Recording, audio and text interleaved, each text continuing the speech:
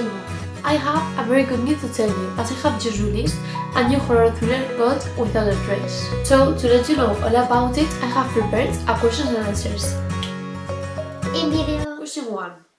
What conventions of thriller genre have I used? I think that I have tried to use all of them because I think that by using them, it makes it more realistic. Talking about camera work and camera movement, I think that I mainly used all of the shots that they use in horror genre. I have used some close-ups and handheld to build more tension.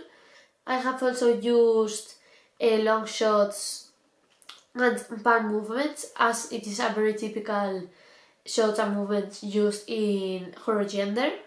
And by using these angles and movement, it builds up more tension and it lets the audience emphasize more with the characters, which is what I wanted to achieve.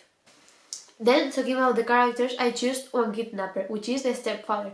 And for the victims, I chose two boys, which are brothers, and are the sons of the mother. I have followed the typical stereotype used in horror genre, but by using the two boys for the victims, I haven't followed exactly the typical stereotype for the victims, because the typical stereotype is a blonde girl younger than the kidnapper, Mrs. Thin. With this, I did follow the typical stereotype. As the other brother victim's hands are tied up with a rope and he is shaking the hands all the time, it shows an effect of he being more vulnerable.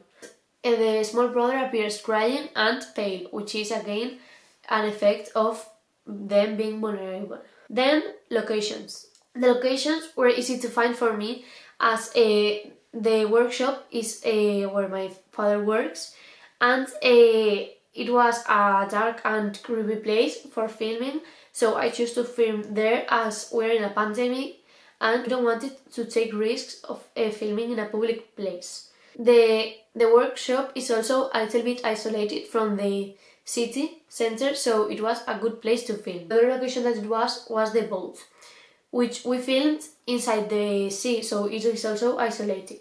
Again, it's in an isolated place, which is more realistic. Sound. Diegetic and non-diegetic sound is very important, and for diegetic I used the high breathing of the small boy when the small boy is crying, also a door screeching slowly, and the steps of the brothers going upstairs and the stepfather walking. And for the non-diegetic, I have used the music at the background, which gives a better experience and emphasize more. 2. What social groups featured in your film? This is easy. It's mainly age, as I have two young victims and an old kidnapper. Question 3. Have you portrayed stereotypes positively or negatively? I think that I have portrayed it negatively some way, as I have used a male for the kidnapper, but at the same time I used boys for the victims, so somehow it's balanced. So in conclusion, I tried to follow all the stereotypes I could to make it more realistic. And that's it. Thank you for listening. I hope you have enjoyed this video and I have answered all your questions.